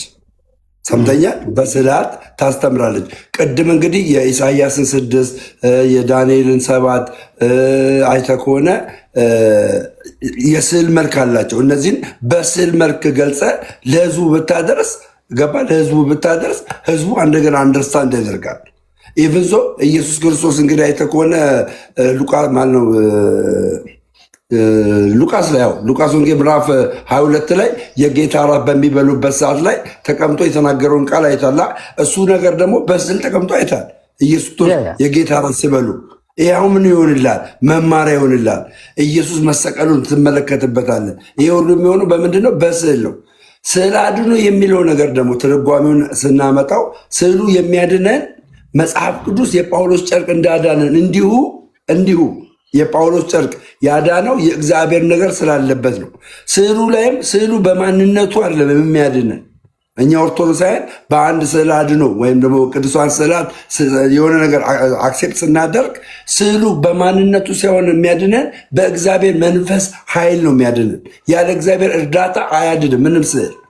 ይህንን አክሴፕት አድርግ። ሁለት ደግሞ ስዕሉን ለስጋችን ነው እንጂ ድነትን የሚሰጥ ለዘላለም ሕይወት ድነትን ያገኘ ነው በክርስቶስ ኢየሱስ ነው የሚል አስተምሮ ነው መምህር በረከት የነገሩ። እንዳትረሳይንም ማለት ነው። በጣም ዛሬ የሚገርም ትምህርት ነው። 600 ምናምን ሰዎች የሚገርም ትምህርት ነው የተማሩት። እሺ ዮኒ እንዳረሳ ሌላም ጥያቄ ካለ ጥያቄዎች ሌላው ባይዘዌ መምህር ኤፍሬም አሉና ሰላም ይበሉልና ከዛ መልካም 2 ደቂቃ የሆነ ነገር ልንገርህ። ደግሞ እኮ እንደ እውነቱ ከሆነ ቤተክርስቲያን አርቲስቲክ የሆኑ ነገሮችን ለአሕዛብ መተው የለባትም። we have to claim ይሄ ፓጋን ቴሪቶሪ ውስጥ ያለ ሃይማኖት የሌለው አርትን እየተጠቀመ አርት ምን ያህል ፓወር አለው፣ ስዕል፣ ቅኔ ምናምን በጣም ፓወርፉል የሆኑ የሰውን አእምሮ የሚይዙ ነገሮች ናቸው እና እነሱን አሕዛብ ወይም እነዚህ ሃይማኖት የሌላቸው ሰዎች ለራሳቸው ዓላማ ይጠቀሙባቸዋል። ቤተክርስቲያን ይህንን ለነሱ መተው የለባትም፣ መጠቀም አለባት። አሁን ቤተክርስቲያናችን ቅኔ ትጠቀማለች። ቅኔ ለመንፈሳዊ ነገር ያስፈልጋል። ለምን? አሕዛብ በቅኔ በምናምን በግጥም በምናምን ብዙ መጥፎ ነገር ያስተላልፋሉ። ስዕላትን ተጠቅመው በጣም ብዙ አርቲስቲክ የሆነ ነገር ተጠቅመው በጣም ለሰው አእምሮ በጣም አፒል የሚያደርጉ ስለሆኑ የሰውን አእምሮ በቀላሉ መማረክ የሚችሉ ስለሆኑ እነሱን ተጠቅመው የራሳቸውን መጥፎ እሳቤ ያሰማራሉ። ቤተክርስቲያን ጥንታዊቷ ቤተክርስቲያን ያንን ቀምታለች፣ የኔ ነው ብላ ወስዳለች ማለት ነው። እና እኛ አሁን በፕሮቴስታንት እኔ አንድ ትችት ያለኝ ምንድነው ይሄ ሴኩላር የሆነውን በቃ መጽሐፍ ቅዱስ ብቻ ብሎ የሰው ልጅ የጀነራል ሀብት የሆነውን ነገር መፍራት። እንደ አርት የሰው ልጅ በቃ የተፈጥሮ ሀብቱ ነው። የሰው ልጅ ሲፈጠር አርቲስቲክ የሆነ ማይንድ አለው። የሰው ልጅ ሲፈጠር ፖኤቲክ ነው፣ ቅኔ ያለው መጽሐፍ ቅዱስ ቅኔ ያለ እና እኒህን ሁሉ ነገሮች ቤተክርስቲያን መጠቀም አለባት። ካልሆነ በጣም ከባድ የሆኑ ቱሎችን መሳሪያዎችን ቤተክርስቲያን እንድትጠቀባቸው አሳልፋ ትሰጣለች ማለት ነው። እና እኛ ኦርቶዶክሳውያን አንድ አባት እንዲያውም የቅዱስ ጎርጎርዮስ ይመስለኛል የግብፅ እግዚአብሔር እስራኤልን ከግብፅ ሲወጡ ወርቃቸውን በዝብዙ ብሏቸዋል አይደል? የግብፃውያንን ወርቅ በዝብዙ ውሰዱባቸው ብሏቸዋል። እና ምን ይላል? ግብፅ ማለት የዚህ ዓለም ምሳሌ ነች። ግብፅ እንግዲህ የኃጢአት ዓለም ምሳሌ ነች። እና ወርቅ የሚመስል ነገር ካለ በዓለም ላይ ውሰዱት፣ ለቤተ ክርስቲያን ውሰዱት። እነዚያ እስራኤላውያን የግብፅን ወርቅ ወስደው ቤተክርስቲያን እንደሰሩ ምንድነው ቤተ መቅደሱን እንደሰሩት እኛም የሰው ልጅ የጋራ የጥበብ ውጤቶች የሆኑ ነገሮችን ሁሉ ለቤተክርስቲያን አገልግሎት መጠቀም አለብን። ይሄ የኛ አይደለም የምንለው የለንም። ከኃጢአት ውጭ ከሆነ ነገር ውጭ ስዕልም ሆነ አርትም ሆነ ዜማም ሆነ ቅኔም ሆነ ቤተክርስቲያን ያንን ክሌም ማድረግ አለባት እና ይሄንንም እንድታስተውለው ነው። አይ ጥሩ ይሄ ነገር መልካም ነው። በመዝሙር ደረጃ ቅሬታ የሚፈጥሩ መዝሙሮች አሉ። አሁን እንግዲህ ትውልድ ሁሉ እንግዲህ ምስጋና እና አምልኮ መቅረብ አለበት ብለን የምናስበው ለአምላካችን ነው። መዝሙር በብዛት በመዝሙር ደረጃ ሌሎቹ ላይ ቢደረጉ ያለውን ነገር አብራችሁ ብታብራሩልኝ ደስ ይለኛል። አሁን መዝሙር በብዛት እግዚአብሔር ሲመለክ የአምልኮም የሁሉም ነገር መጀመሪያ መጨረሻ እሱ ነውና ሌሎቹ በብዛት ተደርገው ሲመሰገኑ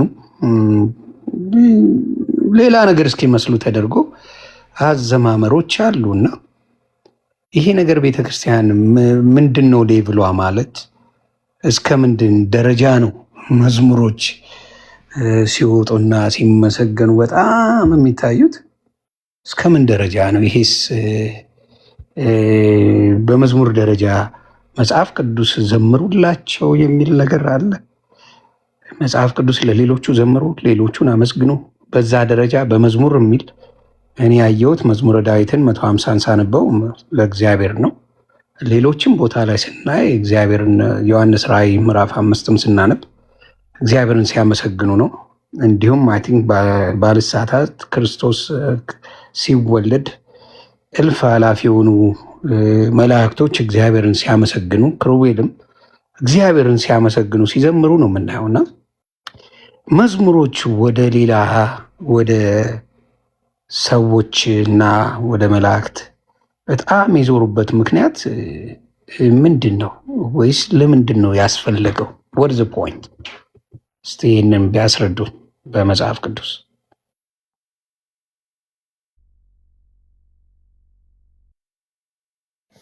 እሺ በመጀመሪያ የመዝሙር መጀመሪያና መጨረሻ እግዚአብሔር ነው ያልከውን እቀበላለሁ ዮኒ። እና ሰዎች በቅዱሳን ሕይወት ውስጥ እንኳን እግዚአብሔርን ማመስገን አለባቸው። እንኳን እግዚአብሔርን ብቻውን ለእግዚአብሔር ምስጋና ማሳነስ ቀርቶ ቅዱሳን በሚመሰገኑባት መዝሙሮች እንኳን እግዚአብሔር መግባት አለበት። ምክንያቱም ቅዱሳንን የቀደሰ ቅዱሳንን ያከበረ እግዚአብሔር ነው። ስለዚህ አንድ መዝሙር በቅዱሳን ሕይወት ውስጥ የተሰራውን ነገር የእግዚአብሔርን ስራ ማውሳት አለበት። እግዚአብሔር በቅዱሳኑ ዘንድ ድንቅ ነው ይላል ቅዱስ ዳዊት በመዝሙር። እግዚአብሔር በቅዱሳኑ ዘንድ ድንቅ ነው። ድንቅ መሆኑን በቅዱሳን ሕይወት ውስጥ ማሳየት አለብን። ስለዚህ ለቅዱሳን በሚዘመሩ መዝሙሮች እንኳን ሳይቀር የእግዚአብሔር ስም መነሳት አለበት፣ እግዚአብሔር መመስገን አለበት የሚለው እናያለን። የቤተ ክርስቲያንን አሁን ዮኒ ምን መሰለህ፣ ብዙ ጊዜ የሚታየው በካሴት የሚደመጠው በቴሌቪዥን ጣቢያዎች ወይም በቲክቶክ ወይም በዩቲዩብ በምናምን የሚደረገው ነው እንጂ ወጥ የሆነው የቤተ ክርስቲያን ስርዓት አምልኮ አይደለም። አሁን እኛ የምናስተውለው ማለት ነው። የቤተ ክርስቲያንን ስርዓት አምልኮ እያንዳንዱ ቤተ ክርስቲያን የሚደረግ ነገር ልንገርህ። ጠዋት ሁል ጊዜ የኪዳን ምስጋና አለ። የኪዳን ምስጋና it is all about God ማለት ነው። አሁን ከፍቼ ላሳይ ይችላለሁ። ለእግዚአብሔር አብ፣ ለእግዚአብሔር ወልድ፣ ለእግዚአብሔር መንፈስ ቅዱስ የሚቀርብ ምስጋና ነው። የማታ ደግሞ የሰርክ ደግሞ የኪዳን ምስጋና አለ ቤተክርስቲያን ውስጥ የሚፈጸም፣ እሱም ስለ እግዚአብሔር ነው። ቅዳሴውን ቅዳሴው በአብዛኛው 90% የእግዚአብሔርን ስም ነው የሚያነሳው። የቤተክርስቲያን ፎርማል የሆነው ስርዓት አምልኮ እንደዛ ነው። ፎርማል የሆነው ስርዓት አምልኮ ሬጉላር የሆኑ የማይታጎሉ ጸሎቶችን ብታይ መነሻቸውም መድረሻቸውም ለቅዱሳን ምስጋናዎች አይቀርቡም፣ ዝማሬዎች አይቀርቡም ማለት አይደለም። ግን ስትራክቸራቸው ጠዋት እግዚአብሔርን በማመስገን ገና ማህሌት ሲጀመር ራሱ መምህር ኤፍሬም ከኔ የተሻለ ሊናገሩት ይችላሉ። ስቡ ወውዱስ ዘሳረረ ኩሉ ዓለም በአቲ ቃል፣ ዓለምን በአንዲት ቃል የፈጠረ እግዚአብሔር ምስጉን ነው ብለው ነው አፋቸውን የሚከፍቱት። በኋላም መጨረሻም ላይ ማህሌት ሲያልቅ እግዚአብሔር ተመስግኖ ነው የሚያልቀው። የሥርዓተ አምልኮ መደምደሚያው ክላይማክሱ ቅዳሴ ነው። እንደውም የእንትናን ቃል ልጠቀም፣ ማናቸው የመጋቢ አዲስ ይሸቱ ሌላው እንትን ነው ብለዋል፣ የቅዳሴ መንደርደሪያ ነው ብለዋል። ሌላው ጸሎት በቤተ ክርስቲያን ውስጥ ያለው ሌላው ጸሎት ወደ ቅዳሴ ነው የሚገፋ፣ መዘጋጃ ነው። ዋናው የቤተ ክርስቲያን ስርዓት አምልኮ ማለት የመጨረሻው ክላይማክሱ ማለት ቅዳሴ ነው። ቅዳሴው መጽሐፍ አብዛኛው የእግዚአብሔርን ስም ነው የሚያነሳው። ስለዚህ ስትራክቸራሊ ያለውና አሁን ዝም ብሎ ስፔሱን ሸፍኖ የምናየው ነገር ይለያያል ነው። የቤተ ክርስቲያን ስርዓት አምልኮ ስትራክቸሩን ስታይ፣ ሼፑን ስታይ የተሰናዳ ነው፣ እንደዛ ስትሪክት የሆነ ነው። ቅዱሳን ግን መመስገን አለባቸው። ምክንያቱም ዳዊት ኢየሩሳሌምን አመስግኗታል፣ እንኳን ሰውን ማለት ነው። መዝሙረ ዳዊት ላይ ጽዮን ኢየሩሳሌም ወይ ደስ ይበልሽ ብሎ አመስግኗታል። ነቢያት ኤፍራታ ምድርን እንኳን አመስግነዋል። አንቺ ኤፍራታ ምድር ቤተልሔም ወይ እያሉ ስለ እሷ ተናግረዋል። ቅዱሳን መመስገን አለባቸው፣ መከበር አለባቸው የሚለው የመጽሐፍ ቅዱስ ትምህርት ነው። አንድ ጥቅስ ላንብብ። የዮሐንስ ወንጌል ምዕራፍ 17 ላይ ሌሎች መምህራንም ይጨምሩበታል። እኔ ብቻ ወንኩ መሰለኝ። ትላልቅ ከኔ የተሻሉ የመጽሐፍ መምህራንም አሉ። ጌታችን የተናገረውን ቃል ነው። አሁን ፕሮቴስታንት ጋር በተለይ ሄደ መጠየቅ ያለብን ጥቅስ ነው የምነግርህ። 17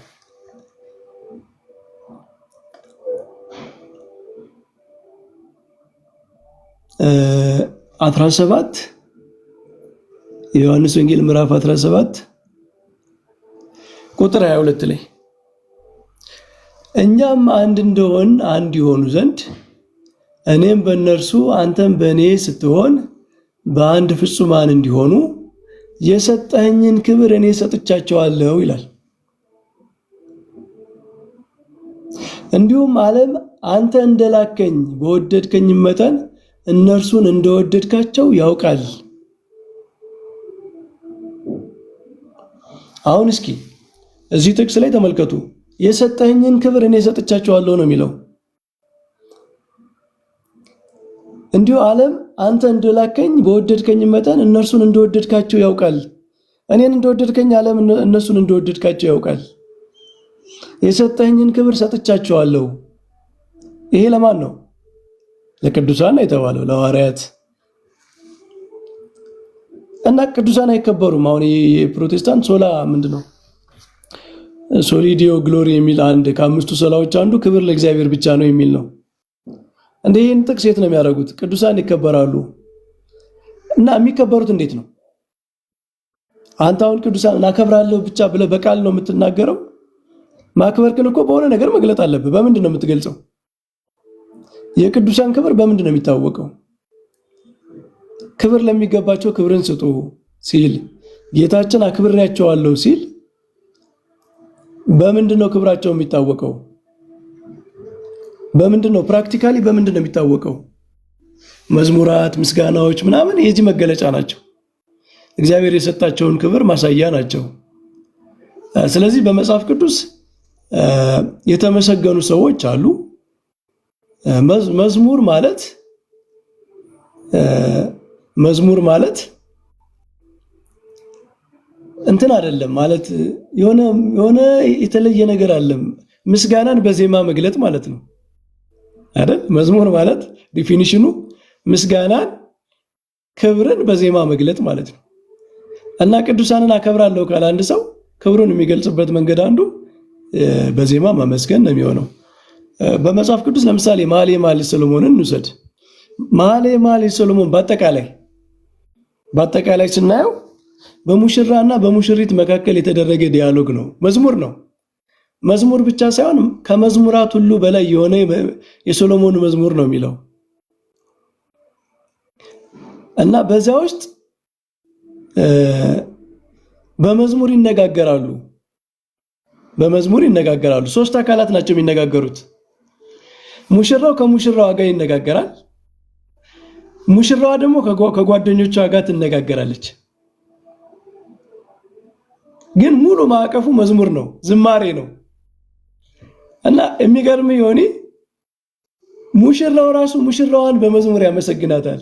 ሙሽራዋ ማነች? ቤተክርስቲያን ነች። ሙሽራዋ ቤተክርስቲያን ነች። እንግዲህ የአንድ ሙሽራና የአንዲት ሙሽሪት ታሪክ መጽሐፍ ቅዱስ ውስጥ አይቀርብም ማለት የመጽሐፍ ቅዱስ ሳክሪድ የሆነ መንፈስ ቅዱስ ኢንስፓየር ያደረገው ነው። እና ክርስቲያኖች መኃልየ ሰሎሞን የተቀበልነው ከመጽሐፍ ቅዱስ አንዱ አድርገን የተቀበልነው ስለ ቤተክርስቲያንና ስለ ክርስቶስ ፍቅር ነው የሚያወራው ብለን ነው እንጂ የሁለት ፍቅረኛሞች ዲያሎግ መጽሐፍ ቅዱስ ውስጥ ምን ያደርጋል?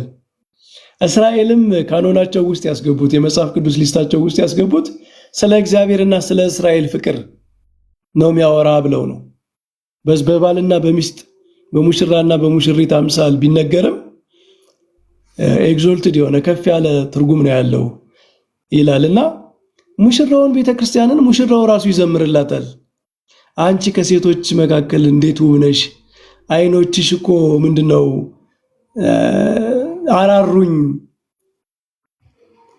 ሁለቱ ጡቶችሽ እንደዚህ ናቸው እያለ ሙሽራይቱን ቤተክርስቲያንን ያመሰግናታል፣ ይዘምርላታል። እና ሁለቱ ጡቶቿ ለምሳሌ ቤተክርስቲያን ብሉይ ኪዳንና አዲስ ኪዳን ናቸው። ለምን? ጡት ማለት ወተት የሚወጣበት ነው። እና ቤተክርስቲያን ምዕመናንን የምትመግብ ቤተክርስቲያን መምህራን ለምዕመናን ወተት የተባለ እግዚአብሔርን ቃል የሚመግቡት ከኦሪትና ከአዲስ ኪዳን መጽሐፍት ስለሆነ ይተረጎማል ማለት ነው። ስለዚህ መኃልየ ሰሎሞን ውስጥ መዝሙር አለ። የሚደንቀው ሙሽራው ራሱ ለሙሽሪት ይዘምራል። ክርስቶስ ራሱ ለቤተ ክርስቲያን ዘምሮላታል። ክርስቶስ ለቤተ ክርስቲያን መዘመሩ የሚያሳየው መዝሙር አምልኮ እንዳልሆነ ነው ለቅዱሳን። መቼም ክርስቶስ ሎቱ ስብሐት ቤተ ክርስቲያንን አመለካት አንልም አይደል እንዴ? ክርስቶስ ታዲያ ለቤተ ክርስቲያን ሲዘምር ክብሯን ነው የሚናገረው። ለቤተ ክርስቲያን ሲዘምርላት ቤተ ክርስቲያን ያላትን ጸጋ፣ ውበቷን፣ ክብሯን፣ ቅድስናዋን ነው የሚናገረው። ስለዚህ እኛ ክርስቶስ ያደረገውን ነገር እናደርጋለን፣ ለቅዱሳን እንዘምራለን፣ ለቅዱሳን እናመሰግናለን፣ ሕይወታቸውን እንገልጣለን። አምልኮ ግን ለእግዚአብሔር ብቻ ነው እና ይሄ የተዛባ ነገር ግን ያለ ቢመስል የቤተ ክርስቲያንን ስርዓት አምልኮ ባክቦኑን ሼፑን በቤተ ክርስቲያን ስርዓት አምልኮ የጧት ጸሎት፣ የማታ ጸሎት፣ የማህሌት ጸሎት ምናምን የሚባሉትን ነገሮች በትክክል ስናያቸው ባላንሱ አለ፣ ባላንሱ እዛ ጋር አለ እና እኔ ምንድነው ሪኮመንድ ማድረገው ለምታዳምጡኝ ሰዎችን በአጠቃላይ ስለ ቤተ ክርስቲያን ስትናገሩ በአፋ ከምታዩት ነገር አለፍ ብላችሁ የቤተ ክርስቲያንን ስርዓት አምልኮ፣ ቅዳሴዋን፣ ማህሌቷን ውስጥ ያለውን ነገር ማጥናት ይጠይቃል። ብዙ ጊዜ የኦርቶዶክስ ቤተ ክርስቲያን ሚስ አንደርስታንድ ትደረጋለች። ውጫዊ በሆነው ነገር ነው የምትገመተው ማለት ነው። ግን ቤተ ክርስቲያኗ እንትን አላት፣ በጣም ወጥ የሆነ ስርዓት አምልኮ አላት። ወጥ የሆነ ሼፕ ያለው ስርዓት አምልኮ አላት እና በሱ ደረጃ ቢታይ ነው። በተለይ መኃልየ ሰሎሞን ላይ ያለው ዲያሎግ፣ የመዝሙር ዲያሎግ ቤተክርስቲያን መዝሙር ለሙሽራዋ ብቻ ሳትሆን ቤተክርስቲያን ራሱ መዝሙር እንደምትቀበል ያሳያል እና መዝሙሩ ደግሞ አምልኮ አይደለም፣ ውበትን መግለጽ ነው። መንፈሳዊ ውበትን፣ ቅድስናን፣ ከእግዚአብሔር የተሰጠን ጸጋ መግለጥ ነው። እኔ ባሳነስኩ እንግዲህ መምህራን ይጨምሩበት። ይህን ነው ምለው። ዋው ዛሬ አይደለም ዮኒ ማኛ ይቅርና እኔ ራሴ በጣም ብዙ ነገር ነው የሸመትኩት።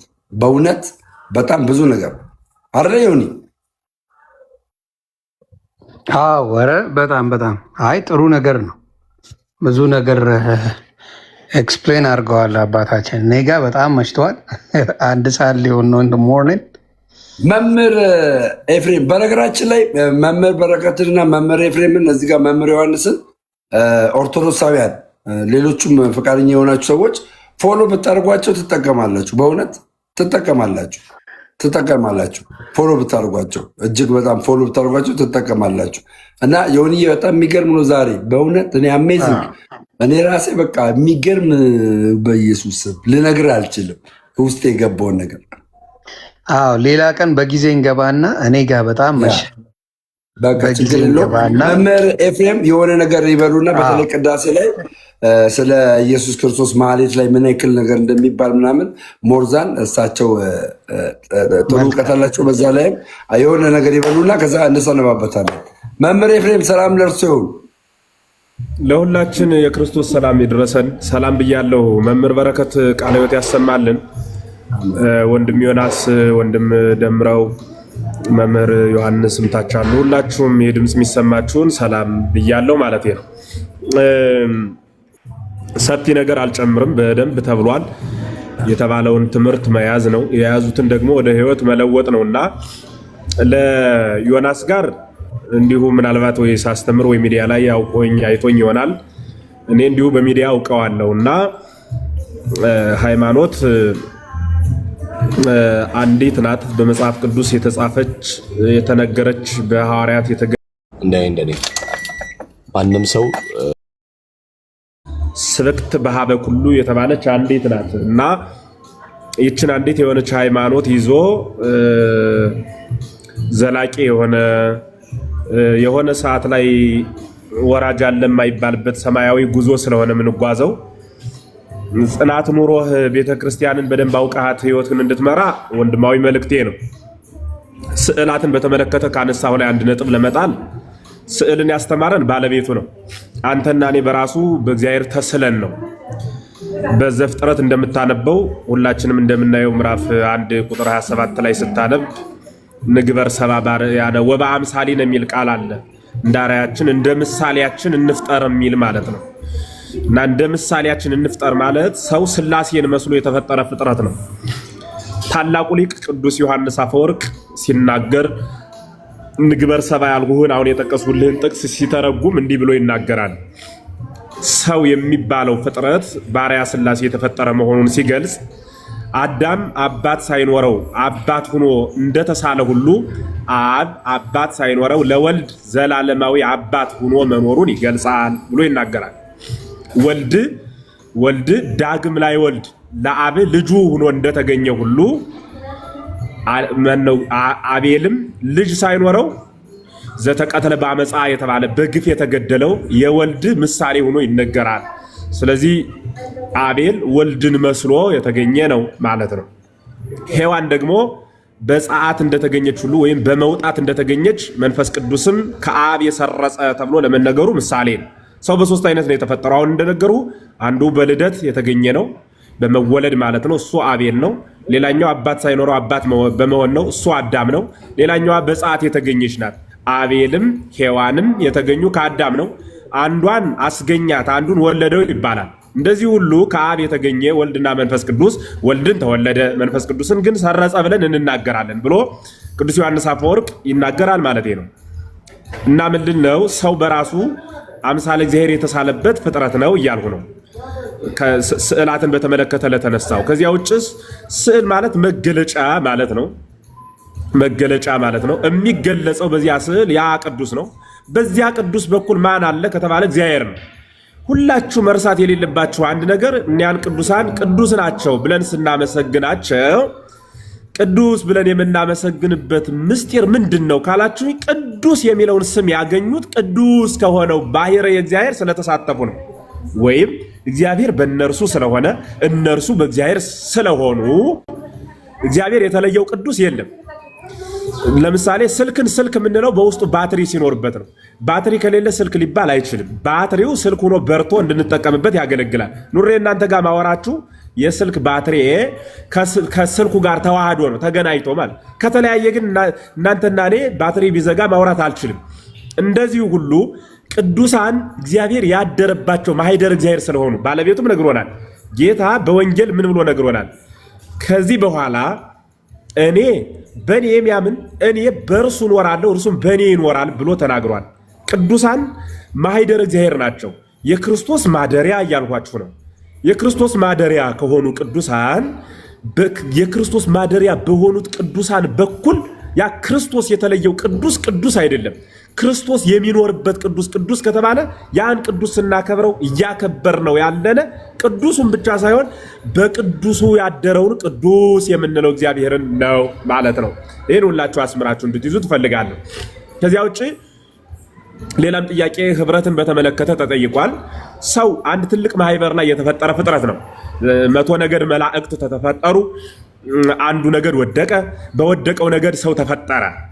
ይሄንንም ሊቁ ሲናገር ሶበሰ ኢያይኮትኮ አንተ ለዘፈጠረከ ምነፋስ ወነድ ነፋስና ነድን በሚመስል ገጸ ባሕርይ የፈጠረህ አንተ ዲያብሎስ ባታመሰግነው ፈጠረህ እየንቴ ከሰባ ዝማሬ የማይወመሬት ነፋስ ወነድ ይላል። በአንተ ትክ ከነፋስና ከመሬት ከውሃና ከእሳት ሌላ ፍጥረት ሰውን ፈጠረ ብሎ ይናገራል። ስለዚህ ሰው ማለት የወረደው መልአክ ግብሩ ማመስገን ነበረ። አላመሰግንም ብሎ ጠግቦ ሲወርድ በእርሱ ትክ እናመሰግን ዘንድ ተፈጠርን። በእርሱ ትክ እናመሰግን ዘንድ ተፈጠርን። ስለዚህ የተፈጠረው ለማመስገን ነው። የምናመሰግነው በዚያ በቅዱሳን መላእክት ህብረት ውስጥ ነው። ያ ህብረት ለእኛ ያስፈልገናል። ቅድም የተጠቀሰው ጥቅስ በቂ ነው። ደም የሚያነሳው መምህር በረከት የሚያብራሩት ልክ ህዋሳትን በተመለከተ አይን ከዚህ በኋላ ከስጋ ጋር መኖር በቃኝ ብትል የሆነች የተንቦለቦለች ስጋ ነው የምትሆን። ጆሮም ከዚህ በኋላ ተለጥፍ ያልኖረም ራስ ጋር ብሎ ቢነሳ የተቆረጠ ብጫቂ ስጋ ነው የሚሆነው። የሚያገለግለው ግን አይን የተባለ በህብረት ነው። ዓለምን መልታ የምታይ አይን ብቻዋን አይደለችም። ማየት የምትችለው አይን ተዋህዳ ነው። ማንጋ ስጋ ጋር ተዋህዳ፣ እዚህ ካለው ራስ ጋር ተዋህዳ ማለት ነው። እግርም እንዲሁ ከስጋ ጋር ባለው ተዋህዶ እንቅስቃሴ ሊፈጥር ይችላል። ማንም ተገንጥዬ ብቻዬን ጌጥ አለኝ ግን አይባልም ነው። ብቻዬን ጌጥ አለኝ ተገንጥዬ አይባልም። ጌጥ ሊኖረን የሚችለው በተዋህዶ ነው እና እርሱ ላይ ልዩ ትኩረት ልዩ ስምረት እንድትሰጡ ፈልጋለሁ። ሌላ ወደ መጨረሻ ተነስቶ የነበረው ምስጋናን በተመለከተ ለማን ነው የሚመሰገነው? አምላክ ወልደ አምላክ ተብሎ የሚመሰገነው አንድ ብቻውን ይትህሰሱ ሎቱ እመ በውስተ ሰማይ የተባለው ለሰማያዊ ልደቱ እናት አታበጁለት ወይ ይትህሰሱ ሎቱ አበ በዲበ ምድር ለምድራዊ ልደቱ አባት አትፈልጉለት የተባለው ወልደ አብ ወልደ ማርያም የሚባለው ኢየሱስ ክርስቶስ እርሱ አምላክ ወልደ አምላክ ተብሎ የሚመሰገነው ተቀዳሚ ተከታይ የሌለው ብቸኛው አንድ አምላክ እርሱ ብቻ ነው። የአምላክነት ምስጋና፣ የአምላክነት ክብር፣ የአምላክነት ጸጋ የሚሰጠው የሚነገርለት የሚቀጸልለት ለእግዚአብሔር ብቻ ነው። ይህን አስምራችሁ ያዙ በደንብ። ታዲያ እንዲያ ከሆነ እመቤታችን ቅዱሳን ጠቅላላ ሌሎችም መላእክትም ይመሰገናሉ። ምን ማለት ነው ካላችሁ ሚካኤልም እናመሰግነው መልአክ ብለን ነው፣ አምላክ ብለን አናመሰግነው። ገብርኤልም እናመሰግነው መልአክ ብለን ነው። ጊዮርጊስን የምናመሰግነው ሰማዕት ብለን ነው። እመቤታችን የምናመሰግናት እመ አምላክ የአምላክ እናት ብለን ነው። ምስጋና ላቲ ስብሐት ምስጋና ይገባታል። ምን